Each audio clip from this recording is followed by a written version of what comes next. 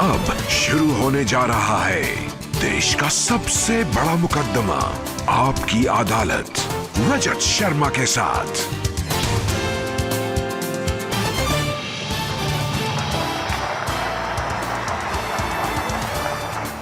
नमस्कार। नरेंद्र मोदी की सरकार के 4 साल पूरे होने के मौके पर आपकी अदालत के इस खास शो में आपका बहुत बहुत स्वागत है। आपकी अदालत में आज मेरे मेहमान हैं भारत सरकार के सबसे सीनियर मिनिस्टर, एक ऐसे नेता जो कभी विवादों में पड़ते नहीं, जो किसी से लड़ते नहीं, लेकिन अपनी बात कहने से कभी पीछे हटते नहीं। प्लीज वेलकम भारत सरकार के home minister Rajnath Singh.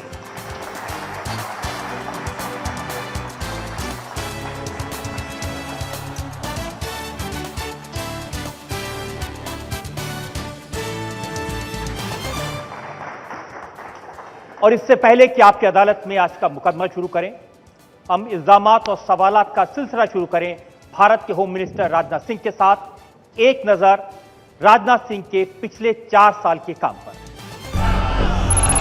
Home minister Rajnath Singh Modi cabinet के वरिष्ठ मंत्री हैं। विवादों से दूर रहने वाले राजनाथ सिंह, क्लीन इमेज रखने वाले राजनाथ सिंह, सॉफ्ट स्पोकन और मिलनसार होने के साथ साथ कड़े और बड़े फैसले लेने के लिए मशहूर हैं।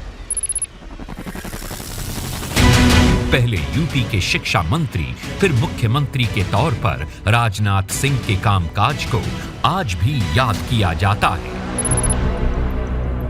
राजनाथ सिंह 2 बार भारतीय जनता पार्टी के अध्यक्ष भी रह चुके हैं। 2014 में राजनाथ सिंह के होम मिनिस्टर बनने के बाद नक्सलवादियों के खिलाफ सुरक्षा बलों ने बड़ा अभियान चलाया। जम्मू कश्मीर में आतंकवादियों के खिलाफ काफी सख्त एक्शन लिए जा रहे हैं। कश्मीर में ऑपरेशन ऑल आउट के तहत पिछले साल सुरक्षा बलों ने 200 से ज्यादा आतंकवादी मार गिराए और इस साल अब तक 65 से ज्यादा आतंकियों का खात्मा किया जा चुका है। जम्मू कश्मीर की मुख्यमंत्री महबूबा मुफ्ती की अपील पर राजनाथ सिंह ने रमजान के महीने में आतंकियों के खिलाफ ऑपरेशन रोकने का साहसिक फैसला लिया। लेकिन विपक्ष का कहना है कि पिछले 4 साल में न तो कश्मीर के हालात सुधरे हैं, न ही पाकिस्तान। विरोधियों का आरोप है कि पिछले 4 साल में देश का माहौल भी बिगड़ गया है। गृह मंत्री राजनाथ सिंह खुद बताएंगे कि मोदी सरकार के 4 साल में कितना बदला है देश का हाल। आपकी अदालत में राजनाथ सिंह पर आज के मुकदमा शुरू कर रहे हैं। आपकी अदालत में पहला इल्जाम भारत सरकार के होम मिनिस्टर राजनाथ सिंह पर। आपकी अदालत में भारत के होम मिनिस्टर राजनाथ सिंह पर आरोप है कि इनके राज में भय का वातावरण है। राजनाथ जी, आप तो गृह मंत्री हैं, आपकी जिम्मेदारी है सब लोगों को ऐसा वातावरण मिले देश में जिसमें लोग खुल के अपनी बात कह सकें। लेकिन राहुल गांधी तो हर रोज कहते हैं कि भय का वातावरण है, डर है, खौफ है। मैं नहीं मानता कि कैसे हमारे देश में एक भय का माहौल पैदा हो गया। मैं समझता हूं कि यह जो आरोप है वो पूरी तरह से बेबुनियाद और निराधार है। हाँ, मैं ये कह सकता हूं कि भय के स्थान पर एक सेंस ऑफ कॉन्फिडेंस, एक विश्वास का भाव लोगों के अंदर पैदा हुआ है। जो गलत काम करते होंगे हो सकता है उनके अंदर एक सेंस ऑफ फियर पैदा हुआ हो, लेकिन अन्य लोगों के मन में तो एक सेंस ऑफ कॉन्फिडेंस पैदा हुआ है।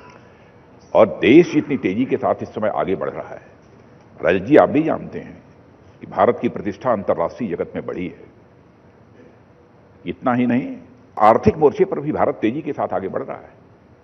भारत ही नहीं बल्कि दुनिया के इकोनॉमिस्ट भी इस सच्चाई को स्वीकार करते हैं कि अब भारत की इकोनॉमी लंबे समय के बाद अब स्टेबल होती जा रही है। और इस संभावना को भी नकारा नहीं जा सकता कि आज हमारा भारत जो दुनिया की टॉप 10 इकोनॉमीज में आता है, कुछ ही वर्षों के अंदर हमारा यह भारत दुनिया की टॉप 3 इकोनॉमीज में आकर खड़ा हो जाएगा। एक विश्वास, एक भरोसा सारे विश्व में लोगों में पैदा हुआ है भारत के प्रति। आप कह रहे हैं कि देश का नाम हुआ है पूरी दुनिया में, अब कर्नाटक में जो हो रहा है उससे तो नाम नहीं हो सकता। देखिए, इस सच्चाई को भी नकारा नहीं जा सकता कि कर्नाटक की जनता ने जनादेश यदि किसी को सरकार बनाने का दिया है तो भारतीय जनता पार्टी को जनादेश दिया है। लेकिन ये दोहरी नीति नहीं हुई? भारतीय जनता पार्टी ने गोवा में कहा जो सिंगल राजस्व पार्टी उसको मत बुलाओ, मणिपुर में कहा सिंगल राजस्व को मत बुलाओ, कोलिशन को बुलाओ, और कर्नाटक में देखिए, गोवा में हम लोगों ने यह नहीं कहा कि सिंगल लार्जेस्ट पार्टी को मत बुलाओ। सिंगल लार्जेस्ट पार्टी ने दावा ही नहीं पेश किया। इस कारण जिसने दावा पेश किया उसको आमंत्रित किया। इसीलिए कांग्रेस ये इल्जाम लगा रही कि जितने भी लोकतांत्रिक इंस्टीट्यूशंस हैं, चाहे वो विधानसभाएं हैं, चाहे वो पार्लियामेंट है, किसी की ताकत ही नहीं बची, सबको डरा के रखा हुआ है नरेंद्र मोदी की सरकार ने। नहीं, सबके अंदर एक सेंस ऑफ कॉन्फिडेंस पैदा हुआ है, एक विश्वास का भाव पैदा हुआ है। डराने का तो कोई सवाल ही नहीं पैदा होता। डराएंगे क्यों? क्या भारत के लोग इतने डरने वाले हो गए? क्या दूसरी राजनीतिक पार्टियों में इतने डरे हुए लोग बैठे हैं? तो मैं समझता हूं कि जो डरने वाले लोग हैं, ऐसे लोगों को राजनीति नहीं करनी चाहिए। देखिए, देश को बनाने का काम वही कर सकता है जिसके अंदर एक आत्मविश्वास का भाव होगा, जिसके अंदर हिम्मत होगी, साहस होगी। कमजोर व्यक्ति देश को आगे नहीं बढ़ा सकता है। उन्होंने उदाहरण दिया कि जो सुप्रीम कोर्ट के जज हैं वो भी डरे हुए हैं। उन्होंने मीडिया के सामने आकर कहा कि हम पर प्रेशर है, दबाव है। देखिए, हेल्दी डेमोक्रेसी की इस हकीकत को हम समझते हैं कि यदि हमें डेमोक्रेसी की सेहत को यदि ठीक रखना है तो जितनी भी संस्थाएं हैं, बराबर हमको यह सावधानी बरतनी पड़ेगी कि इन संस्थाओं की मर्यादा, इन संस्थाओं की प्रतिष्ठा किसी भी सूरत में न गिरने पाए। क्योंकि यदि लोकतांत्रिक व्यवस्था में संस्थाओं की मर्यादा अथवा प्रतिष्ठा गिरती है तो मैं समझता हूं कि उस देश का लोकतंत्र कमजोर होता चला जाता है। तो हम तो इसकी कल्पना भी नहीं कर सकते कि हमारे देश की संस्थाओं को हम कभी कमजोर करने की कोशिश करेंगे। जब भी हम लोगों ने कोशिश की है इन सारे इंस्टीट्यूशंस को और अधिक ताकतवर बनाने की, मजबूत बनाने की, और साथ ही साथ उनकी ऑटोनॉमी भी इंश्योर करने की। लेकिन ये तो पहली बार हुआ कि सुप्रीम कोर्ट के जज मीडिया के सामने आए। अब उनसे ये पूछिए क्यों आए, क्या है। और राहुल गांधी ने कहा कि मीडिया को भी डराने की कोशिश हो रही है, मीडिया भी खुल के अपनी बात नहीं कहता। अब वो तो क्या क्या कहते हैं, क्या क्या करते हैं, हर चीज का उनका जवाब नहीं दिया जा सकता। और आपने देखा होगा जब वो बोलते हैं तो मैं जवाब नहीं देता हूं। बहुत लोग बोलते हैं लेकिन वो देश की सबसे बड़ी ऑपोजिशन पार्टी के राष्ट्रीय अध्यक्ष हैं और उन्होंने कहा कि ऐसा माहौल देश में क्रिएट कर दिया है जैसा पाकिस्तान में होता है। वो खुद की बात बोलते हैं। नहीं, किसी ने कह दिया होगा इसलिए बोलते हैं, ऐसा नहीं कहते।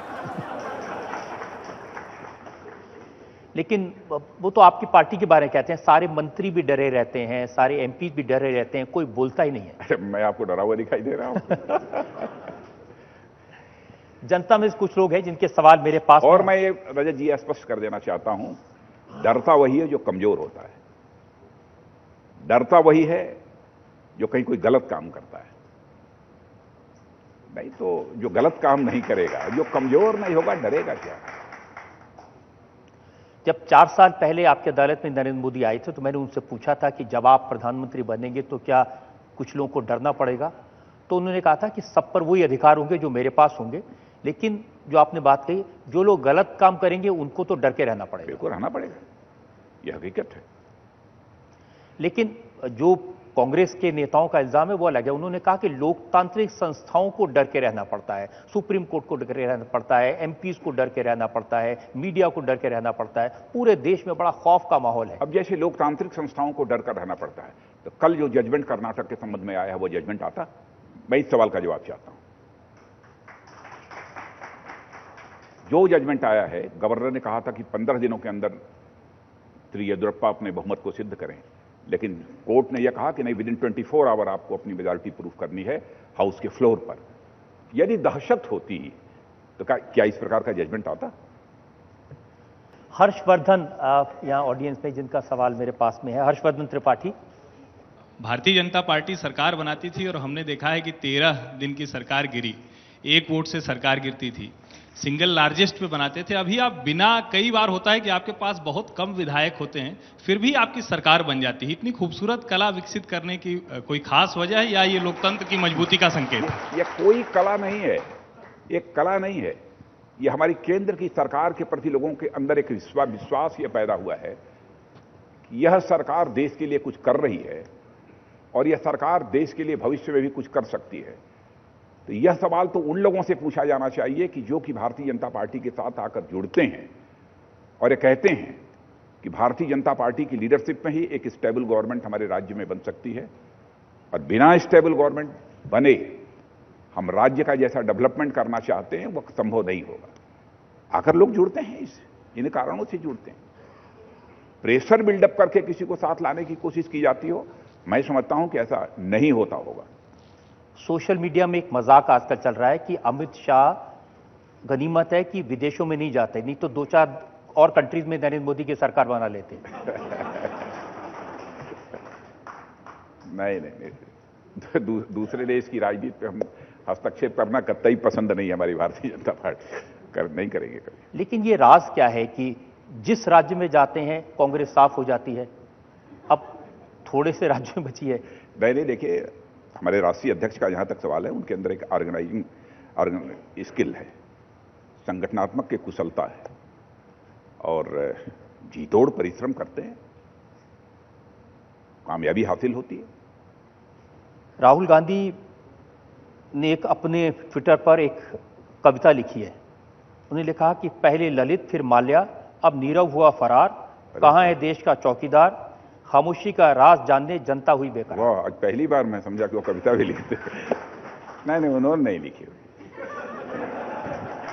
ये मैं उनके ट्विटर अकाउंट से ही पढ़ रहा हूं। नहीं, उन्होंने लिखा होता तो मैं जरूर जवाब देता, लेकिन मैं जानता हूं वो नहीं लिख सकते। लेकिन उन्होंने तो चुनौती दी, उन्होंने कहा कि अगर मैं पार्लियामेंट में 15 मिनट बोलने का मौका मिल जाए तो नरेंद्र मोदी मेरे सामने खड़े नहीं हो सकते। तो बोलते क्यों नहीं? आप वो कह रहे हैं बोलने नहीं देते। वो बोलने नहीं देते। आप उठाकर रिकॉर्ड देख लीजिए पार्लियामेंट का, कितने बार उन्होंने 15 मिनट, 20 मिनट, 25 मिनट बोला है, उठाकर देख लीजिए। क्या भारतीय जनता पार्टी ने कोई व्यवधान पैदा किया है? कभी भी किसी ने रोका नहीं है, बल्कि हां, कांग्रेस पार्टी के लोग हम लोगों को रोकते हैं संसद के अंदर, और संसद की कार्रवाई को लंबे समय तक यदि बाधित किया है तो इन्हीं लोगों ने बाधित किया है। लेकिन ये तो सही है कि संसद का काम उस तरह से नहीं चल रहा जैसे चलना चाहिए, और ये जिम्मेदारी तो सरकार की होती है। सरकार ने अपनी तरफ से भरपूर कोशिश की, लेकिन यदि विपक्ष एडामेंट होकर हम किसी भी सूरत में नहीं चलने देंगे तो हम क्या करें? क्योंकि स्वाभाविक है, हमारे बहुत सारे ऐसे महत्वपूर्ण बिल जो पास होने चाहिए संसद के द्वारा, वो पास नहीं हो पाते हैं, जिसका खामियाजा पार्टी को नहीं भुगतना पड़ता, इसका खामियाजा पूरे देश को भुगतना पड़ता है। इस सच्चाई को भी उन्हें समझना चाहिए। लेकिन राजा जी, ये तो सच है कि सारी पार्टियां आज भारतीय जनता पार्टी के खिलाफ एकजुट हो रही हैं एक एक करके। आप कर्नाटक का उदाहरण देखिए, 2 पार्टियां जो एक दूसरे के खिलाफ लड़ी थी वो एक साथ सिर्फ इसलिए इकट्ठी हो गई कि बीजेपी को सरकार बनाने से रोका जाए। हाँ, वो तो कोशिश कर रही हैं, करने दीजिए। ये तो आपको एकजुट हो, हमें कोई आपत्ति नहीं है। अगर मायावती और अखिलेश यादव इकट्ठे आए तो वही हाल होगा जो गोरखपुर और फूलपुर में हुआ। नहीं, क्या होगा वो तो भविष्य बतलाएगा क्या होगा। नहीं, अब थोड़ा अभी हाल ही में हुआ है। देखिए, देश की जनता यह चाहती है कि पुनः भारत का प्रधानमंत्री यदि कोई होना चाहिए तो श्री नरेंद्र मोदी होनी चाहिए। यह सारा देश चाहता है। आपने देखा होगा कल के समाचार पत्र में एक दैनिक समाचार पत्र है, उसमें एक सर्वे रिपोर्ट भी प्रकाशित हुई है। 63% या 64% लोगों ने कहा है कि इस देश का अगला प्रधानमंत्री उन्हें ही होना चाहिए। तो जब केंद्र के चुनाव का प्रश्न आएगा तो स्वाभाविक रूप से मैं समझता हूं लोगों का समर्थन यदि किसी राजनीतिक पार्टी को प्राप्त होगा तो वह भारतीय जनता पार्टी को प्राप्त होगा। लेकिन राजा जी, आप जानते हैं कि समाज बटा रहता है। जब 2 अलग अलग विचारधारा वाली पार्टी इकट्ठी होती है उनके वोट बढ़ सकते हैं। उत्तर प्रदेश में आपको लगता है कि अखिलेश यादव, मायावती की पार्टियां एक साथ लड़ेंगे, कांग्रेस भी उनके साथ होगी, तो भी आपको 80 में से 73 सीटें मिल सकती हैं? देखिए, 2014 के चुनाव में भारतीय जनता पार्टी को उत्तर प्रदेश में भी जितने मत प्राप्त हुए थे, और मैं समझता हूं कि कास्ट इक्वेशन के आधार पर भी आप देखें तो उतने मत प्राप्त नहीं होने चाहिए थे, लेकिन प्राप्त हुए। यानी कास्ट, क्रीड, यह सब सारे बैरियर टूट गए और लोगों ने भारतीय जनता पार्टी को समर्थन दिया। तब जाकर 80 में 71 सीटों पर भारतीय जनता पार्टी को उत्तर प्रदेश में विजय प्राप्त हुई। निर्भर करता है लक्ष्य क्या है, निर्भर करता है इस बात पर कि मुद्दे क्या है। और मैं कहना चाहता हूं समाज के सभी वर्गों के अंदर पहले की अपेक्षा एक विश्वास का भाव हमारे केंद्र की सरकार के प्रति, हमारे प्रधानमंत्री के प्रति पैदा हुआ है, भरोसे का भाव लोगों के मन के अंदर पैदा हुआ है। सब कुछ के बावजूद मैं समझता हूं कि जब मतदान करने का समय आएगा तो उस क्षण वो अपना मत निश्चित रूप से भारतीय जनता पार्टी के पक्ष में ही व्यक्त करेंगे। राजनाथ जी, 4 साल पहले आपने बहुत विरोध के बावजूद नरेंद्र मोदी को प्रधानमंत्री पद का उम्मीदवार डिक्लेयर किया था जब आप पार्टी के राष्ट्रीय अध्यक्ष थे, और काफी आपको आलोचना का सामना भी करना पड़ा था उस समय। 4 साल बीत गए, नरेंद्र मोदी को प्रधानमंत्री बने, अब आपको लगता है कि आपने जो किया था ठीक किया था? मैं पार्टी का अध्यक्ष था, करती पार्टी है, हमारा रोल, मैं पार्टी का अध्यक्ष था, इसलिए कोई बहुत बड़ा रोल अपना नहीं मानता हूं इसमें। ये तो पार्टी का फैसला था, लेकिन पार्टी अध्यक्ष था उस समय हमारी जिम्मेदारी बनती थी क्या करना, किसको घोषित करना, उस समय मैंने घोषित किया। तो आज यदि हमारा पूरा हाथ पीछे जाए तो मैं अपनी ही पीठ थपथपाऊंगा। जो फैसला उस समय हुआ था वह ठीक था। उस फैसले का देश को लाभ हुआ है, बीजेपी को लाभ पूरा लाभ हुआ है, पूरा लाभ हुआ है। भारत की प्रतिष्ठा, भारत की मर्यादा अंतर्राष्ट्रीय जगत में बढ़ी है। भारत की अर्थव्यवस्था भी पहले से कहीं मजबूत हुई है। और देखा जाए फॉरेन डायरेक्ट इन्वेस्टमेंट के मामले में भी देखें, पिछले वर्षों का भी इतिहास आप उठाकर देखिए, मैं समझता हूं कि सारे रिकॉर्ड पिछले वर्ष टूट गए हैं। $150 बिलियन का फॉरेन डायरेक्ट इन्वेस्टमेंट जो है भारत के अंदर हुआ है। माने भारत एफडीआई के मामले में एक अट्रैक्टिव इन्वेस्टमेंट डेस्टिनेशन बन गया है दुनिया का। तो चीजें आगे बढ़ रही हैं, सही दिशा में जा रही हैं। आपकी अदालत में अगला हिस्सा। आपकी अदालत में देश के होम मिनिस्टर राजनाथ सिंह पर इल्जाम है कि इनके शासन में आतंकवादी बेलगाम हैं। राजनाथ जी, आपने रमजान के महीने में एक विराम जैसी स्थिति, वैसे रजत जी मेरे ऊपर धड़ाधड़ आप इल्जाम लगाते जा रहे हैं, लेकिन आज तक मेरे खिलाफ कभी कोई एफआईआर भी दर्ज नहीं हुई। हाँ, ये जनता की अदालत है, जनता की अदालत है। हाँ, बोलिए। मैं कह रहा था कि रमजान के महीने में आपने संघर्ष विराम लागू कर दिया, लेकिन इसका आतंकवादियों पर कोई असर नहीं हुआ, खून खराबा तो जारी है। नहीं, हमने इस बात को ध्यान में रखकर यह फैसला नहीं किया है। यह हम लोगों का डिसीजन जो है, मैं कहना चाहता हूं कि बिल्कुल वेल कंसिडर्ड डिसीजन है। और हम यह मानकर चलते हैं कि कश्मीर हमारा था, है और रहेगा। कश्मीरी हमारे थे, हैं और रहेंगे। वहां के लोगों को ठीक तरीके से, शांतिपूर्ण तरीके से अपना रमजान का यह फेस्टिवल मनाने का एक अवसर मिल जाए, इसलिए एक सोच विचार कर हम लोगों ने यह फैसला किया है। लेकिन बॉर्डर पर यदि इन्फिल्ट्रेशन होता है तो हमने फोर्स के हाथ बांधे नहीं है। फोर्स अपनी कार्रवाई जैसे पहले कर रही थी, फोर्स वैसे ही करेगी।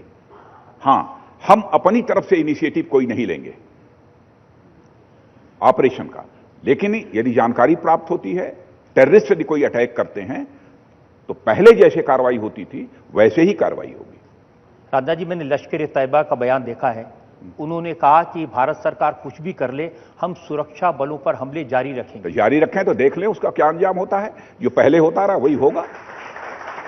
ऐसे हाथ हम लोगों ने कभी भी अपने सेना और सुरक्षा के जवानों का हाथ बांध कर नहीं रखा है। और मैं कहना चाहता हूं, मुझे नाज है जो कुछ भी इस हिंदुस्तान में हमारे सेना और सुरक्षा के जवानों ने किया है, उसका फक्र है हम लोगों को। जितनी भी उसकी सराहना की जाए वह कम है।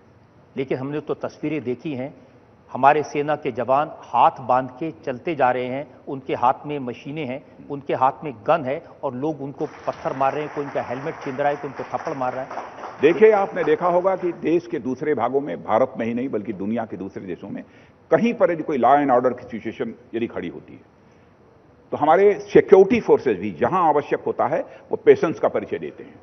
वो इस बात से बचते हैं कि हमें आम नागरिकों के ऊपर गोली चलाने अथवा लाठी चलाने की नौबत ना आए, भले ही 1-2-4 पत्थर वो खुद भी झेल लेते हैं।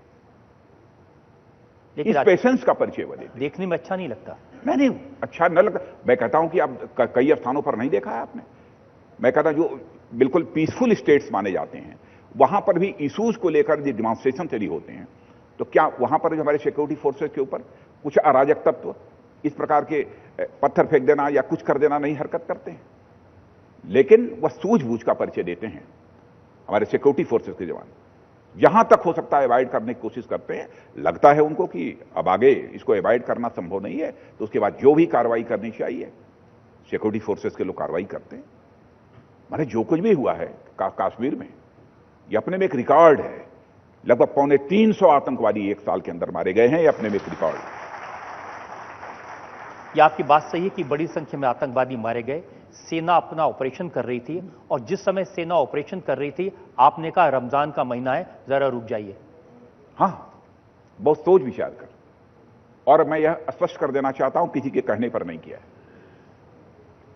हम ये चाहते थे, मैं देख रहा था कि हालात कुछ ऐसे भी पैदा हो रहे थे कि कुछ सिविलियंस की भी डेथ हो रही थी, आतंकवादी कुछ सिविलियंस को भी मार रहे थे। मैंने एक शांतिपूर्वक यह रमजान का अवसर मिल जाए, क्योंकि बहुत ही पायस फेस्टिवल यह होता है, यह हमारे मुस्लिम कम्युनिटी के लोगों का, इसलिए यह एक प्रयोग हम लोगों ने अपनी तरफ से किया है। राजनाथ जी, ये प्रयोग पहले भी हुआ था जब अटल जी की सरकार थी।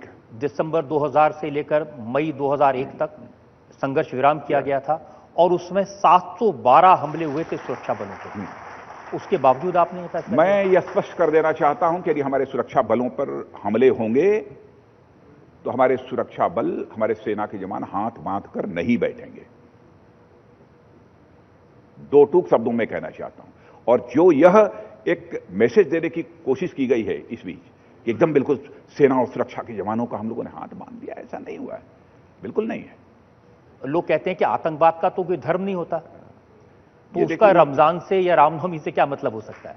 नहीं, ये युद्ध विराम, संघर्ष विराम नहीं, यह सस्पेंशन ऑफ ऑपरेशन है फॉर द टाइम बिंग। मैंने रमजान के पीरियड के लिए सस्पेंशन ऑफ ऑपरेशन है, लेकिन यदि कुछ होगा तो देखेंगे। आपने कुछ कहा भी? हाँ, मैं कह रहा था कि पत्थर जो लोग मारते थे, जिनसे सिक्योरिटी फोर्सेस परेशान रहती हैं, वो एक तरफ ऑपरेशन कर रहे हैं, लोग पीछे से पत्थर फेंक रहे हैं, ऐसे लोगों के केसेस वापस कर लिए। 9730 लोगों के केसेस वापस। देखिए, पत्थर फेंकने वाले कई ऐसे भी बच्चे होते हैं जिन्होंने पहली बार इस प्रकार की हरकत की है। तो हम एक मैसेज देना चाहते हैं कि हमारी गवर्नमेंट बिल्कुल बहुत ही कोई क्रूर अथवा निर्दयी इस प्रकार की सरकार नहीं है। यदि किसी बच्चे के द्वारा यदि कोई भूल होती है, कोई चूक होती है, 14 साल, 12 साल, 18 साल के बच्चे के द्वारा कोई इसको गुमराह करता है, कोई इसे रेडिकलाइज करने की कोशिश करता है, एक बार उनको यह अवसर दिया है कि पहली बार आपने यह गलती की है, आपको हम यह अवसर देते हैं कि आप सुधर जाओ।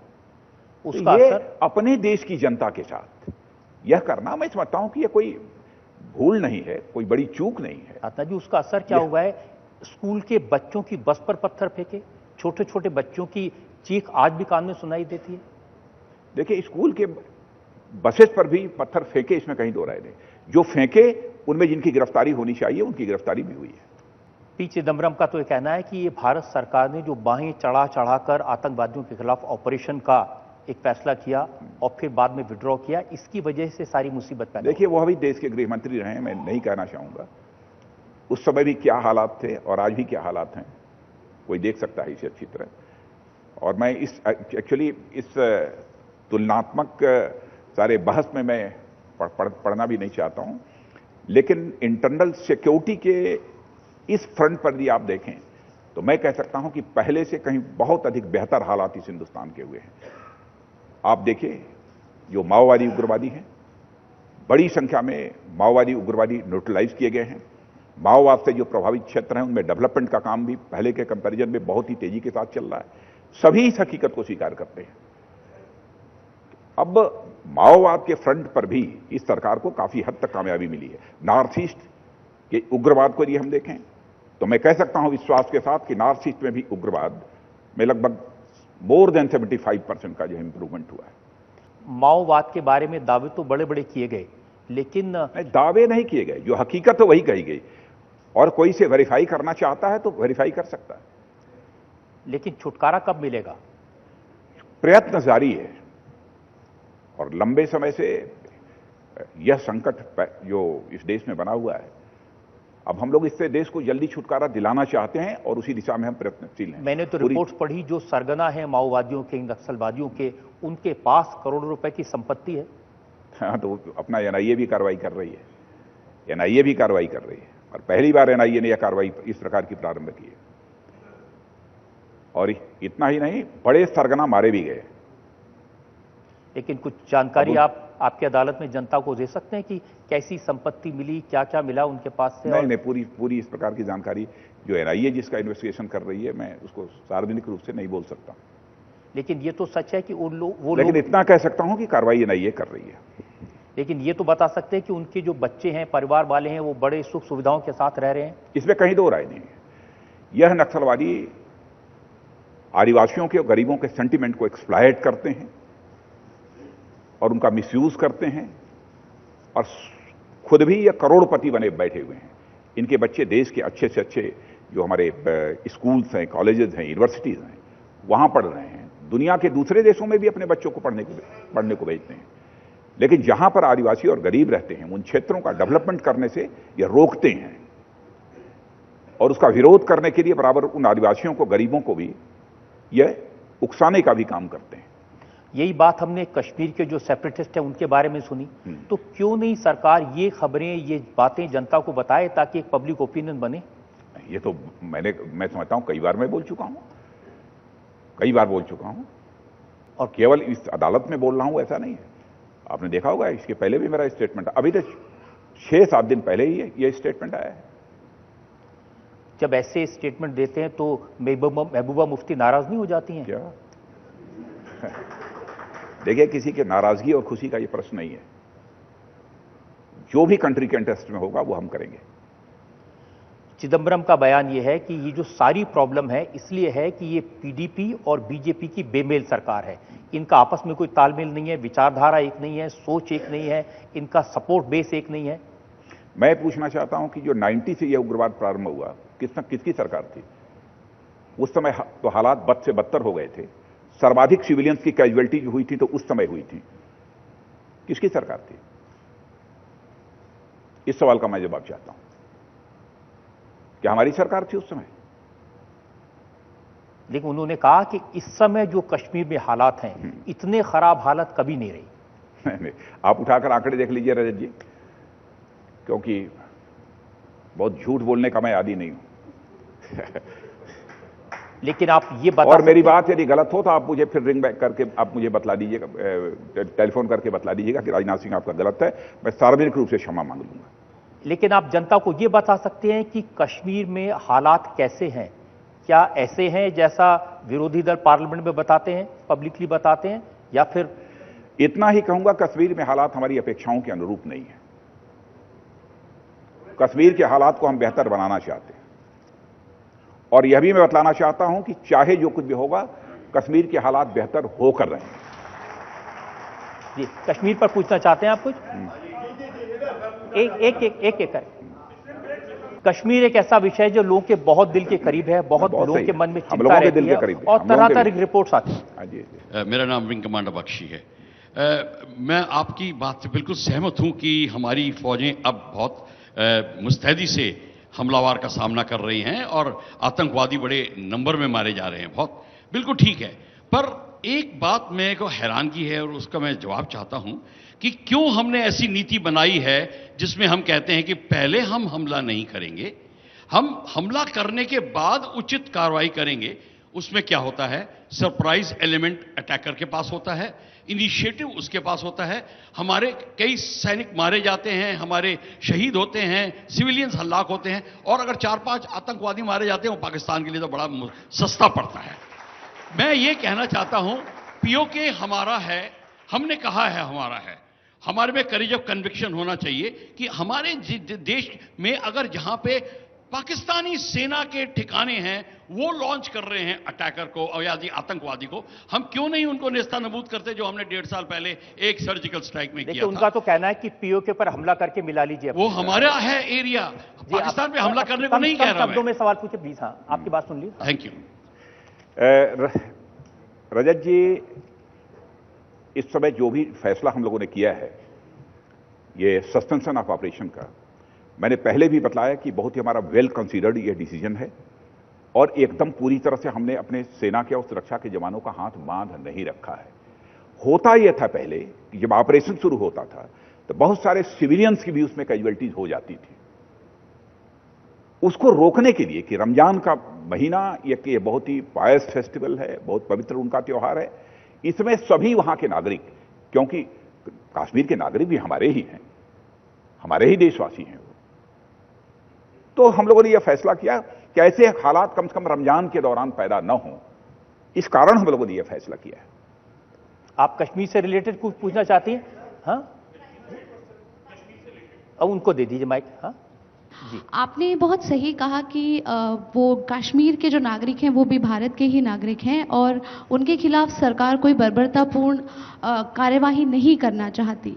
लेकिन जो लॉ ऑफ द लैंड होता है वो सिटीजन्स के लिए ही होता है। अगर citizens conflict with the law आते हैं, if they come into the conflict with the law, तो सरकार या वहाँ की जो भी हमारी सरकार है वही कार्यवाही करती है। अगर किसी स्टेट के सिटीजन्स वहां पर सेना को ही काम नहीं करने दे रहे हैं तो क्या सरकार का जो जवाबदेही है वो सिर्फ नागरिकों के प्रति है? और क्या जो सैनिक वहां पर अपना हमारी सुरक्षा के लिए खड़े हैं उनके मनोबल पे, उनके मोटिवेशन के लिए वहां पर सरकार से हम लोग क्या अपेक्षा करें कि क्या जो डिसिप्लिनरी एक्शन है वो वहां के सिटीजन्स के लिए नहीं होना चाहिए? जी, मैं मानता हूं कि ऐसा नहीं है कि सारे के सारे कश्मीर के सिटीजन्स जो है बिल्कुल सरकार को काम नहीं करने देना चाहते अथवा वो वहां पर कश्मीर में शांति नहीं चाहते। आज भी मैं कह सकता हूं कि कश्मीर की मेजॉरिटी, बहुमत यही चाहता है कि वहां पर शांति स्थापित होनी चाहिए, लेकिन कुछ ऐसी ताकतें हैं जो कि वहां पर दहशत पैदा करके माहौल को खराब करने की कोशिश करती हैं। तो हमें सिटीजन्स के बारे में भी सोचना है। अब ऐसी ताकत तो पाकिस्तान है। हाफिज सईद हर रोज बयान देते हैं कि कश्मीर में हम खून खराबा करेंगे, कश्मीर को आजाद करा के रहेंगे। न वो बयान तो देते हैं, लेकिन मैं समझता हूं कि चाहे पाकिस्तान हो अथवा हाफिज जैसे लोगों की ये मुराद कभी पूरी नहीं होने वाली है। वो अपने को बचा लें। राजनाथ सिर्फ बयान नहीं देते, वो तो आतंकवादियों को तैयार करके यहां भेजते हैं। नवाज शरीफ ने स्वीकार किया कि पाकिस्तान ने नॉन स्टेट एक्टर्स को 26/11 करने के लिए मुंबई में लोगों को मारने। बिल्कुल सही है, बराबर हमारे पड़ोसी के द्वारा ये बराबर इस प्रकार की हरकतें की जा रही हैं, आज से नहीं बरसों पहले से की जा रही है। लेकिन मैं समझता हूं कि एकाएक उन सारी समस्याओं का समाधान हमको मिल जाएगा। कभी अवसर की बात होती है, कोई ऐसा अवसर मिलेगा, सारे देश को समझ में आ जाएगा। सर्जिकल स्ट्राइक जो हुई थी, आपने देखा, सर्जिकल स्ट्राइक जो है बार बार नहीं हुई है, जरूरत पड़ी तो कुछ भी हो सकता है। इतना ही मैं विश्वास के साथ कह सकता हूं कि भारत का और भारतवासियों का मस्तक हमारी सरकार किसी भी सूरत में झुकने नहीं देगी। राजनाथ जी, चुनाव से पहले जो भाषण सुनते थे उसमें कहते थे कि अगर 2 सिर काटोगे तो हम 10 काट लाएंगे। ये कौन देता था भाषण? मैंने नहीं दिया कभी, मैंने भाषण नहीं दिया। ये सुषमा जी का भाषण था। पता नहीं किसने दिया। उन्होंने कहा था कि जवानों की शहादत को मुद्दा बनाया था। उन्होंने कहा था 1 सिर के बदले 10 सिर ले आएंगे। वो तो इंटरनेशनल बॉर्डर पर भी हमारी बॉर्डर सिक्योरिटी फोर्स है। मैं कहना नहीं चाहता हूं, लेकिन अपने बॉर्डर सिक्योरिटी फोर्स को भी मेरा सीधा सीधा इंस्ट्रक्शन बस यही है, सितंबर 2014 से पहली गोली तो अपनी तरफ से नहीं चलनी चाहिए, क्योंकि पड़ोसी है, पड़ोसी जैसा भी हो, पहली गोली हमारी तरफ से नहीं चलनी चाहिए। लेकिन यदि उनकी तरफ से गोली चलती है तो हमें क्या करना चाहिए, यह बिल्कुल बहुत ही क्लियर कैटेगोरिकल इंस्ट्रक्शन हमारी ये फोर्स को हैं। और मैं कहना चाहता हूं, कल भी जो घटना हुई है और हमारी बॉर्डर सिक्योरिटी फोर्स के जवानों ने इंटरनेशनल बॉर्डर पर क्या किया है, अब उसके बारे में मैं कहना नहीं चाहूंगा, पाकिस्तान के लोगों से ही पूछ सकते हैं। लेकिन ये आश्चर्य नहीं कि आप कहें सीज फायर, आप कहें संघर्ष विराम, और प्रधानमंत्री को जिस दिन जम्मू कश्मीर जाना हो उसके पहले हमारे सिविलियंस को पाकिस्तान इतनी बड़ी संख्या में मार दे और हम देखते रहें। देखिए, पाकिस्तान अपनी हरकत से कभी बाज नहीं आया है, आज भी बाज नहीं आ रहा है। वो कोशिश कर रहा है, पर बराबर सीज फायर तोड़ता है, उसका उल्लंघन करता है। लेकिन हमारी फोर्स भी उसका मुंहतोड़ जवाब दे रही है। तो हमारे जो फौज के साथी जिन्होंने भी लेकिन जैसा देश चाहता है, लोग चाहते हैं, मैं तो यही ईश्वर से प्रार्थना करता हूं कि सारे देशवासियों की तमन्ना पूरी हो, और उस देशवासियों की तमन्ना पूरी करने में अवसर आ जाएगा तो हम पीछे नहीं रहेंगे, बल्कि सबसे आगे रहेंगे। राजनाथ जी, देशवासियों की तमन्ना तो यह है कि जो पाकिस्तान का ऑक्युपाइड कश्मीर अब हमसे है, अब उसके बगैर हमारा अभी- कश्मीर अधूरा है। अब रजत जी जानते हैं इन सब सारी चीजों पर एकदम बिल्कुल कोई पब्लिक स्टेटमेंट नहीं दिया जाता। जी हाँ, मेरा एक ये धारा 370 कश्मीर से कब हटाएंगे आप? ठीक, चलिए। ये बहुत लोगों का इमोशन है। नहीं, मैंने नहीं बोलूंगा कुछ सर। हटाएंगे नहीं या बोलेंगे नहीं? मैंने बोलूंगा नहीं। ये सेंसिटिव। हाँ, एक मुझे देश की भी चिंता करनी है। क्या करना, क्या नहीं करना, कब डिसीजन करना, कैसा डिसीजन करना, यह परिस्थितियों पर निर्भर करता है। हम अनावश्यक भाषण देकर अथवा एक बिल्कुल उत्तेजना पैदा करने वाली बातें मैं समझता हूं कि हम लोगों जैसे व्यक्ति को नहीं बोलनी चाहिए। नहीं बोलूंगा क्या करना कैसे, लेकिन इतना मैं कहना चाहता हूं कि जो इस देश के लिए उचित है, जो इस देश के लिए हितकर है, वही हमारी सरकार करेगी। आपकी अदालत में अगला इल्जाम। आपकी अदालत में देश के होम मिनिस्टर राजनाथ सिंह पर इल्जाम है कि इनके शासन में महिलाएं असुरक्षित हैं। राजनाथ जी, आपने वादा किया था जब आप गृह मंत्री बने थे कि आपके राज में इस देश में महिलाओं को, बहनों को, बेटियों को सुरक्षा दी जाएगी। लेकिन अगर आंकड़े देखते हैं, फिगर्स देखते हैं, तो महिलाओं के खिलाफ जो अपराध हैं वो बढ़ रहे हैं। बढ़ गए अथवा घट गए, इस विवाद में तो मैं नहीं पड़ना चाहता, लेकिन मैं यह महसूस करता हूं कि इस फ्रंट पर अभी और अधिक कुछ करने की जरूरत है। इसे मैं महसूस करता हूं। और आपने देखा कि यदि छोटी बच्चियों के साथ अथवा नाबालिग जो ऐसी लड़कियां हैं उनके साथ यदि कोई ऐसी नापाक हरकत होती है तो उस संबंध में कठोर कानून भी बनाने का काम हम लोगों ने किया है। लेकिन मैं आखिरी जरूर आपको बताना और यह भी मैं कहना चाहता हूं कि और आगे भी और जितने भी कठोर कदम उठाए जा सकते हैं इसको चेक करने के लिए हम लोग उठाएंगे। लेकिन जहां तक लॉ एंड ऑर्डर का प्रश्न है, केवल सेंट्रल गवर्नमेंट अपने बलबूते पर नहीं कर सकती। इसमें सभी राज्य सरकारों का भी सहयोग चाहिए और समय समय पर राज्य सरकारों को भी सेंटर से हम लोग एडवाइजरी जारी करते रहते हैं और इस संबंध में जो जिस भी प्रकार के सहयोग की यदि जरूरत हो उसको भी हम पूरा करेंगे। यह भी हम आश्वस्त उनको करते रहते हैं। लेकिन प्रयत्न जारी है। लेकिन मैं इसे मानता हूं कि जिस हद तक हमको कामयाबी मिलनी चाहिए वो कामयाबी नहीं मिल पाई है। और मैं समझता हूं कि इसमें लोगों की सोच में भी परिवर्तन एक आने की जरूरत है, लोगों के संस्कारों में भी एक बदलाव आने की जरूरत है।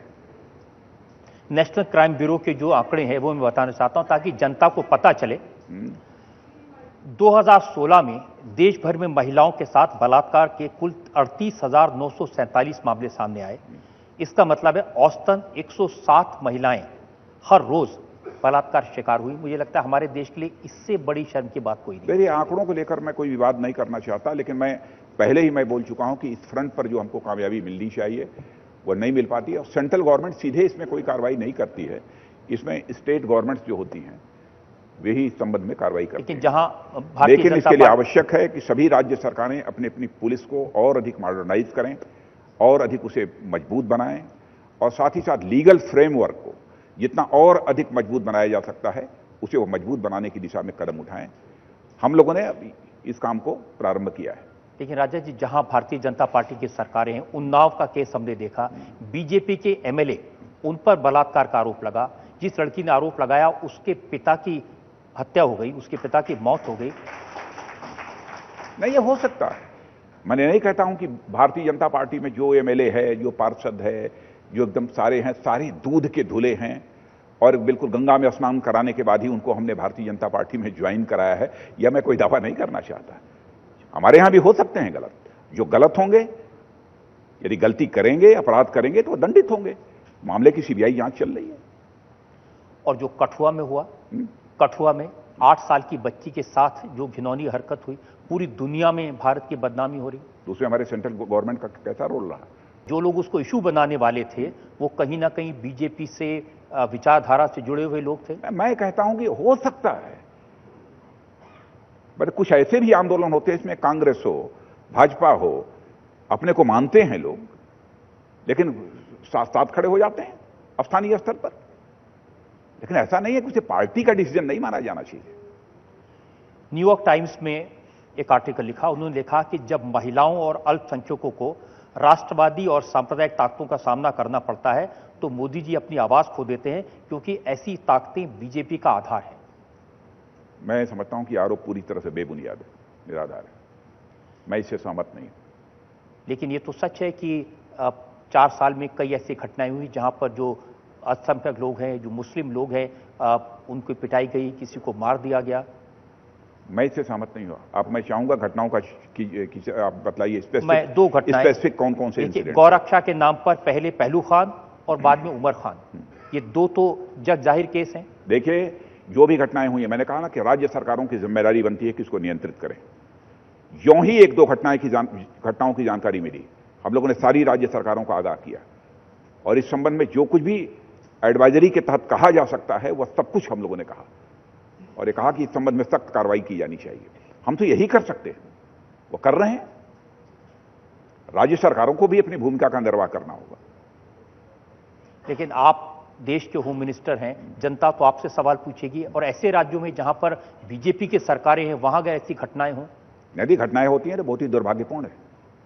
राजनाथ जी, इंप्रेशन ये है कि इस तरह के जो फ्रिंज एलिमेंट्स हैं उनको कहीं ना कहीं प्रोटेक्शन मिलता है सरकारों से, उनको प्रोटेक्शन मिलता है बीजेपी के नेताओं से। वो बोल सकते हैं, कर सकते हैं, कोई उनका कोई कुछ नहीं बिगाड़ेगा। नहीं, एकदम बिल्कुल ये बिल्कुल गलतफहमी है लोगों को। इस प्रकार के फ्रिंज एलिमेंट्स को किसी भी सूरत में कोई शेल्टर भारतीय जनता पार्टी की सरकार नहीं दे सकती। जितनी भी दुनिया में बदनामी हुई है, ह्यूमन राइट्स जो एक्टिविटीज करते हैं, उनकी रिपोर्ट्स आई, उन्होंने कहा कि आपकी सरकार देश में मुसलमानों पर हमले नहीं रोक पाई। नहीं, यहां तक माइनॉरिटीज का प्रश्न है, माइनॉरिटीज के अंदर हम एक सेंस ऑफ कॉन्फिडेंस पैदा करना चाहते हैं, एक आत्मविश्वास का भाव पैदा करना चाहते हैं। जाति, पंथ, मजहब अथवा धर्म के आधार पर किसी भी प्रकार के डिस्क्रिमिनेशन की इजाजत नहीं दी जा सकती। आपको नहीं लगता कि जो मुस्लिम समाज के लोग हैं उनमें कहीं एक भय का, एक खौफ का वातावरण है? मैं ऐसा नहीं मानता और मैं समझता हूं कोई 1-2 ऐसी घटना बतलाइए जिसके कारण उनके अंदर खौफ पैदा हुआ हो। यदि मान लीजिए कहीं पर कोई 1-2 कोई इंसिडेंट यदि हो गई, उस आधार पर एक जनरल स्टेटमेंट यह दे दिया जाए कि उनके अंदर खौफ पैदा हुआ है, मैं समझता हूं कि आपसे बहुत सारे मैंने देखा डेलीगेशन मिलते हैं मुस्लिम संगठनों के, इस्लामिक स्कॉलर्स के, तो वो आपसे कोई शिकायत नहीं करते? सामान्यतः हमसे शिकायत नहीं करते, ऐसा नहीं है। कहीं पर यदि कोई घटना हो गई उसके संबंध में जानकारी वह आकर देते हैं। जैसे दिल्ली में घटना हुई थी, लगभग 10 आतंकवाद के नाम पर 10 लोगों की गिरफ्तारी हो गई थी। मेरी जानकारी में एक डेलीगेशन मिला, बतलाया कि साहब इसमें यह घटना हो सकती है लेकिन इतने लोगों की गिरफ्तारी का कोई औचित्य नहीं है। मैंने तुरंत पुलिस कमिश्नर को कहा कि पूरे मामले की प्रॉपर इन्वेस्टिगेशन होनी चाहिए और इसमें कोई भी निरपराध व्यक्ति किसी भी सूरत में नहीं फंसना चाहिए। तो उन्होंने प्रॉपर इन्वेस्टिगेशन इसकी बहुत ही कॉम्पिटेंट और एफिशिएंट ऑफिसर से कराई, तो उसमें 7 के 7 वह जो आरोपी छोड़ दिए गए, 3 को ही बिहाइंड बार किया गया। कुछ जनता के सवाल है मेरे पास में। दुष्यंत नागर का सवाल है। माननीय गृह मंत्री जी से मेरा प्रश्न अलीगढ़ मुस्लिम यूनिवर्सिटी के पिछले दिनों जो विवाद चल रहा था जी, उस जिन्ना की तस्वीर को लेकर देश ये जानना चाहता है कि माननीय जी इस विषय पे क्या सोच रखते हैं। किस विषय पर? अलीगढ़ मुस्लिम यूनिवर्सिटी में जो मोहम्मद अली जिन्ना की तस्वीर लगी है, इस पर आपकी क्या राय है? नहीं, वो तो तस्वीर हट गई है, वहां से हट गई है, इसलिए राय बताने की क्या जरूरत है, हट गई है। मंत्री जी, पहले आपको बहुत बहुत बधाई। 4 साल आपने अपने गृह मंत्रालय में कंप्लीट किए हैं, क्योंकि मैं तो देखती हूँ कि 4 साल के अंदर शायद 4-5 बार फेरबदल हो चुका, लेकिन आप अभी भी गृह मंत्री हमारे हैं। सर, पहला क्वेश्चन हमारा आपसे ये है कि आपने कहा कि बहुत हमें वीमेन सेफ्टी पे कड़े कदम उठाने की आवश्यकता है। सर, 2012 में एक दिल्ली में घटना हुई थी, निर्भया कांड। मैं निर्भया ज्योति ट्रस्ट में काम करती हूँ, उनके फादर हमारे साथ में हैं। आज तक उनके अपराधियों को फांसी की सजा क्यों नहीं हुई है? सर, क्या सिर्फ फांसी सुना देने मात्र से किसी भी विक्टिम को न्याय मिल जाता है? क्या उस केस का एग्जीक्यूशन आवश्यक नहीं होता है? सर, पहला क्वेश्चन ये था। दूसरा ये है सर, आपने कहा पहले आप एक सवाल का जवाब ले लीजिए, उसके बाद दूसरा। प्लीज बैठ जाइए सर। प्लीज। बस तुरंत बार-बार सर क्या उठेंगे? सर, बार-बार क्या उठेंगे? सर, दूसरा ये है कि आपने कहा कि देश में लोगों की सोच बदलने की आवश्यकता है। सर तात्कालिक हमारे जो हम एक्शन ले सकते हैं वो है किसी को फांसी भी दे देना, किसी को आजीवन कारावास, लेकिन दीर्घकालिक जो आपके निर्णय हो सकते हैं, जो कार्य हो सकते हैं, उस पर आप क्या कार्य कर रहे हैं देश में कि हमारे लोगों की सोच परिवर्तित हो? ये 2 सवाल थे हमारे सर। Thank you. देखिए, यहां तक निर्भया कांड में पनिशमेंट का सवाल है, फांसी की सजा हुई है तो फांसी की सजा होती है तो वह एग्जीक्यूट किया जाएगा, उसे सरकार अपनी तरफ से कभी रोक नहीं सकती कि हम फांसी न होने दें किसी को। इतना बड़ा कोई अपराध कर दे और उसको जो है सरकार बचाने की कोशिश तो नहीं कर रही है कि सरकार के ऊपर इल्जाम लगे। वो सुप्रीम कोर्ट में पेंडिंग है, और लेकिन ये कोशिश सरकार की तरफ से होनी चाहिए कि ऐसे केसेस में कम से कम सुप्रीम कोर्ट, कई केसेस में तो आधी रात को बैठ जाते हैं। नहीं, एक बात देखिए, एक आतंकवादी की पिटीशन सुनने के लिए एक तरफ तो आपका इल्जाम यह था कि हम सुप्रीम कोर्ट को जो प्रभावित करने की कोशिश करते हैं जब भी कोई बात होती है, और आप ये कह रहे हैं कि एकदम सुप्रीम कोर्ट के ऊपर प्रेशर बिल्डअप करके हम उसको करा लें। हमारे एडवोकेट्स खड़े होते हैं, केस को परसू करते हैं, यदि परसू न किए होते तो सजा कैसे होती? नहीं राजनाथ जी, कोई उनसे सुप्रीम कोर्ट को हम कैसे प्रभावित कर, कोई सुप्रीम कोर्ट के जज से ये सवाल तो पूछे कि आतंकवादी को बचाने के लिए रात को, और कर्नाटक में वोट ऑफ कॉन्फिडेंस के लिए रात में बैठ जाते हैं। रजत जी, किसी को इसी अदालत में बुला लीजिए ना एक दिन। गृह मंत्री जी, एक आप गृह मंत्री जी को दे दीजिए। हाँ जी, राजनाथ जी, मैं अशोक वानखड़े हूं। मेरा सवाल ये है कि पिछले 4 साल से दिल्ली की लॉ एंड ऑर्डर, दिल्ली राज्य की लॉ एंड ऑर्डर बहुत बुरी तरह से खराब हो गई है। बलात्कार, डकैतियां, हत्याएं, चेन स्नैचिंग दिन दहाड़े होती है। इसके लिए आप किसको जिम्मेदार मानते हैं? केजरीवाल को, राहुल गांधी को, पाकिस्तान को, या दिल्ली की जनता को? मैं समझता हूं कि यहां का एडमिनिस्ट्रेशन अपनी तरफ से पूरी तरह से उसे नियंत्रित करने की कोशिश करता है। और देखिए, कभी कभी ऐसे सवाल भी होते हैं, कोई भी सरकार हो एकदम बिल्कुल राम राज्य स्थापित हो जाए। बोलना आसान होता है, सिस्टम वही है, उसी सिस्टम से हमको काम लेना है। लेकिन जितना अधिक से अधिक हो सकता है वह कोशिश हो रही है। आज मान लीजिए कभी कभी कोई ऐसी घटना होती है कि पुलिस को जितना ध्यान देना चाहिए नहीं देती है, हमारी संज्ञान में आता है, तुरंत उस संबंध में कार्रवाई करते हैं। वैसे देखा जाए तो दुनिया का कौन सा देश है ऐसा जो कह सकता है कि हमारे यहां कोई अपराध होता ही नहीं? ये नहीं कह सकता कोई कि नहीं। लेकिन क्या देश की महिलाओं, लेकिन अपराध को रोकने के लिए प्रयत्न होने चाहिए, और मैं कह रहा हूं कि यह प्रयत्न हो रहा है। आप हमारे देश की महिलाओं को, जिनके मन में असुरक्षा की भावना है, क्या आश्वासन दे सकते हैं सरकार की तरफ से? आश्वासन देने का मैं आदी बहुत नहीं हूं, लेकिन मैं मैं कहना चाहता हूं कि अपने देश की महिलाओं को सुरक्षा प्रदान करने के लिए जितना भी प्रयत्न हो रहा है वो प्रयत्न करने की हम कोशिश कर रहे हैं, और आगे भी हम प्रयत्न करेंगे। मैं कोई झूठा कोई आश्वासन नहीं दे दूंगा कि हमारे कानून में ही वह ताकत है कि हम एकदम बिल्कुल सबको सुरक्षित कर दें। यह मैं कोई दावा नहीं करूंगा। ये एक ऐसा सवाल है जिसको लेकर के आप देखते हैं कि महिलाओं के मन में बहुत सारे आशंकाएं हैं, बहुत सारे सवाल हैं। एक करके अगर आप पूछेंगे। हाँ। मेरा सवाल आपसे है, महिला सशक्तिकरण आपका सर्वोपरि मुद्दा है। आज महिलाओं का ये हाल है, ऐसे बुजुर्ग जो सरकारी नौकरी से रिटायर्ड, किसी काम के नहीं, उनको इनाम दिए जाते हैं, इतने इनाम, और महिलाएं बैठी ताली बजाती रहती हैं। महिलाओं का इस्तेमाल सिर्फ कैंपेन के लिए, इलेक्शन के टाइम आगे आगे बढ़ाकर करने के लिए। उनका कहना है कि महिलाओं का इस्तेमाल सिर्फ आगे बिठाने के लिए, दिखाने के लिए, ताली बजाने के लिए किया जाता है, महिलाओं के सशक्तिकरण के लिए कुछ नहीं किया गया। नहीं, ऐसा नहीं।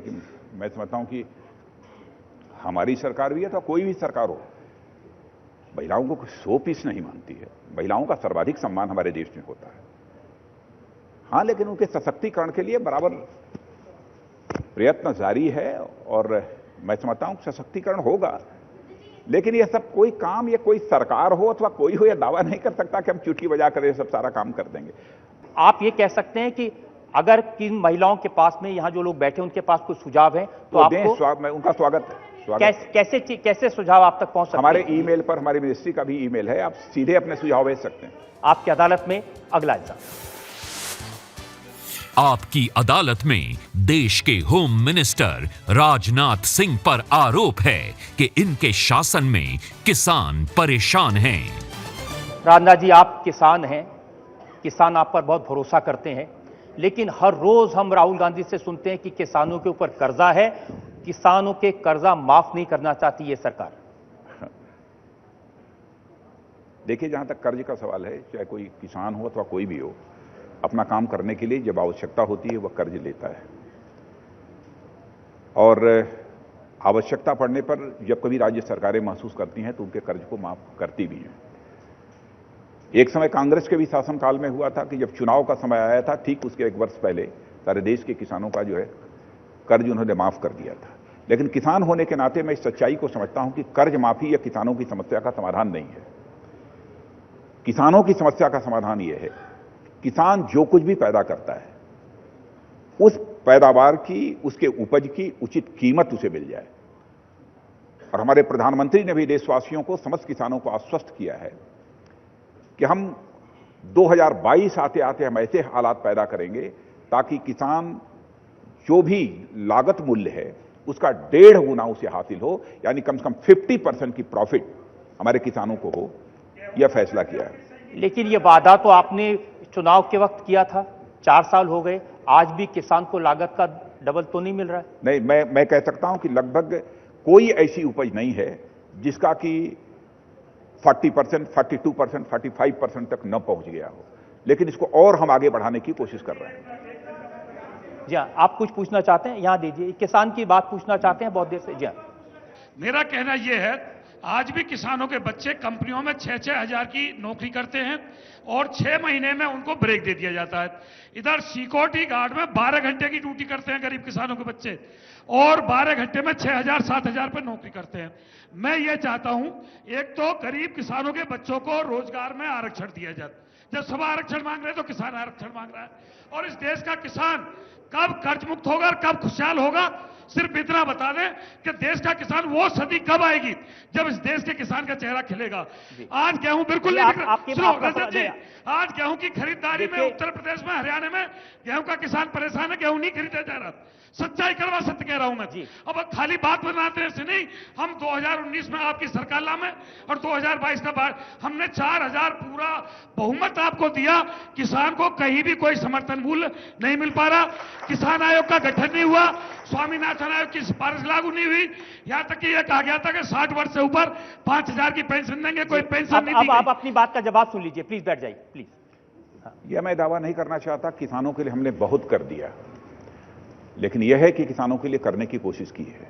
जहां तक समर्थन मूल्य का प्रश्न है, बहुत सारी ऐसी फसलें हैं जिनका कि समर्थन मूल्य इधर काफी बढ़ाया गया है, लेकिन मैं मानता हूं कि समर्थन मूल्य चाहे हम जितना भी बढ़ाकर दे दें, किसानों की समस्याओं का समाधान इससे नहीं हो सकता है।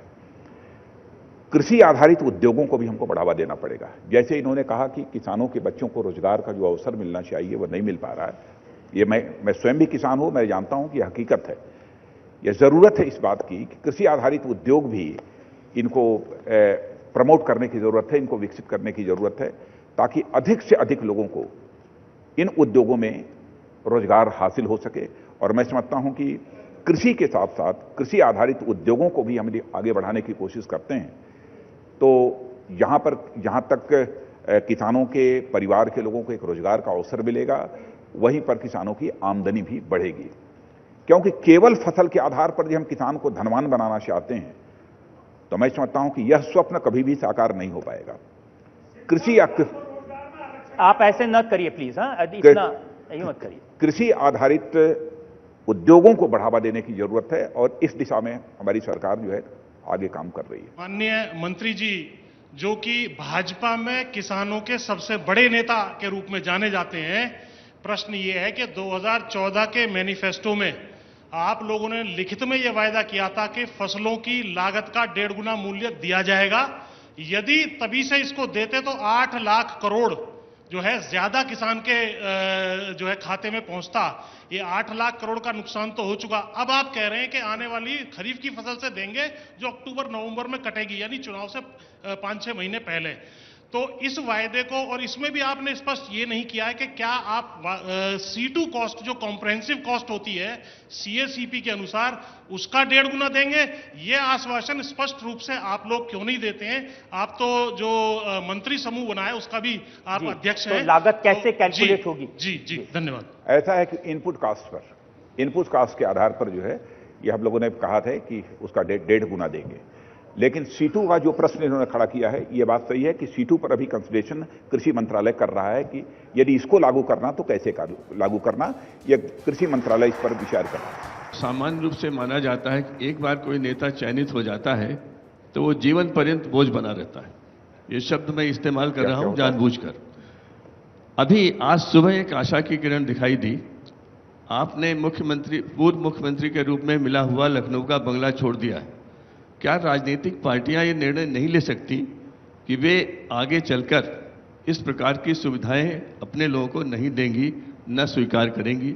इसका देश भर में प्रभाव पड़ेगा, क्योंकि लोग आजकल इस बात से बहुत तंग हैं कि एक नहीं 2-2, 3-3 पेंशन मिलना, 2-4 दिन के लिए सदस्य बनना और पेंशन पाना, ये देश हित में नहीं है और जनता का विश्वास चयनित प्रतिनिधियों पर कम होता जा रहा है। आपको मैं बधाई देता हूं। आपने आज मैंने पढ़ा है कि आपने अपना बंगला छोड़ा। ये बहुत बड़ा काम है। छोटे कामों का बड़ा प्रभाव पड़ सकता है। धन्यवाद। नहीं, सिर्फ धन्यवाद देने से काम नहीं चलेगा। वो ये पूछ रहे हैं कि आपने जो उदाहरण पेश किया है, क्या ये देश में दूसरे राज्यों में दूसरे पूर्व मुख्यमंत्रियों के लिए, पूर्व नेताओं के लिए ये कुछ करवा पाएंगे आप? मैं कोई निर्देश तो जारी कर नहीं सकता, लेकिन मैं अपेक्षा करता हूं होगा। आप निर्देश तो नहीं जारी कर सकते, लेकिन आप लोगों से अपील जरूर कर सकते हैं, उसका जरूर असर होगा। नहीं, सारे समझदार लोग हैं। देखिए हमारे मित्र बैठे हैं यहाँ पर, सब कांग्रेस के। जी डीजल प्राइसेस को लेके सवाल है। किसान आपकी बहुत इज्जत करते हैं। डीजल प्राइसेस आज दिल्ली में हाईएस्ट लेवल पे है और डीजल किसान के लिए लाइफलाइन है। गृहिणी का दूध, सब्जियां सब कुछ महंगी होने वाली हैं। बड़ी हैरानी होती है, आपकी मैं बहुत इज्जत करता हूं, जब आपके प्रवक्ता आते हैं मेरे साथ टीवी पे और कहते हैं इंटरनेशनल मार्केट में क्रूड ऑयल प्राइसेस हाई है, हम क्या करें। $27 पर बैरल था आप ही की सरकार में। तब आपने पब्लिक को, मैं दुख के साथ कहूंगा, कोई बेनिफिट नहीं दिया। राजरा बार बार एक्साइज बढ़ाते थे। आज किसान के फायदे के लिए, आप किसान की बात करते हैं, वो एक्साइज क्यों नहीं रिड्यूस कर देते? 21 स्टेट्स में आप सरकार में है, वहां वैट क्यों नहीं रिड्यूस कर देते? अगर किसान की इनपुट कॉस्ट की बात करें तो डीजल बहुत इंपॉर्टेंट इनपुट है। गृहिणी के लिए दूध, सब्जियां और हमारे बीपीएल भाई बहन जो 1 लीटर दूध भी नहीं ले पाते, अब आपके सवाल का जवाब सुन लीजिए जी। एक्साइज की रिडक्शन, ये है मेरा सवाल। ये बात सही है कि इंटरनेशनल मार्केट में क्रूड ऑयल की कीमत बढ़ी है, लेकिन जनता को राहत पहुंचाने के लिए केंद्र सरकार और राज्य सरकार दोनों को मिलकर जो कुछ भी टैक्सेस, स्टेट गवर्नमेंट के भी टैक्सेस होते हैं, कुछ सेंट्रल गवर्नमेंट के भी टैक्सेस होते हैं, अब वो समय आ गया है कि इस संबंध में विचार करना चाहिए। एक सवाल सोशल मीडिया के जरिए राम मिश्रा का है। 4 साल में ऐसी क्या उपलब्धि रही जिस पर होम मिनिस्टर को गर्व है आपके मंत्रालय की? हमारे मंत्रालय का ये तो कई बातें हैं। एक तो मैं कह सकता हूं कि नॉर्थ ईस्ट के उग्रवाद का जहां तक प्रश्न है, नॉर्थ ईस्ट के उग्रवाद में पहले के कंपैरिजन में 75% का इंप्रूवमेंट हुआ है। नक्सल के फ्रंट पर यदि मैं कहूं तो पहले लगभग ऐसे 75 जिले थे, 75, उसके पहले तो 130 थे, 75 ऐसे जिले थे जो कि इस माओवादी उग्रवाद से प्रभावित थे। उन जिलों के नंबर में काफी कमी आई है, अब सिमट कर लगभग 30 के आसपास रह गए हैं। और मैं कहना चाहूंगा इस 30 में भी बामुश्किल केवल 7-8 जिले ऐसे बचे हैं जहां पर कि माओवाद का एक सर्वाधिक प्रभाव है। यह माओवाद लगातार जो है सिकुड़ता जा रहा है, यही एक कामयाबी मिली है। कश्मीर के फ्रंट पर, इस मोर्चे पर अभी बहुत कुछ करने की जरूरत है और हम लोग कर रहे हैं, आगे बढ़ रहे हैं। सब मिला कर मुझे कहना तो मैं कह सकता हूं कि विगत 4 वर्षों के अंदर कोई बहुत बड़ी आतंकवादी वारदात भी हमारे देश में नहीं हुई है, लेकिन प्रयत्न तो बराबर करते रहना होगा। कोई यह दावा नहीं कर सकता कि हम चेयर पर बैठ गए और साल 2 साल 4 साल में एकदम बिल्कुल आंतरिक सुरक्षा व्यवस्था को चुस्त दुरुस्त कर देंगे, अथवा हम 100 वर्षों तक बैठे रहें, तब भी ये कोई दावा नहीं कर सकता। दुनिया की डेवलप्ड कंट्रीज भी इस बात का दावा नहीं कर सकती हैं। लेकिन हां, ईमानदारी के साथ प्रयत्न होना चाहिए इन सब सारे हालात को चेक करने के लिए, रोकने के लिए।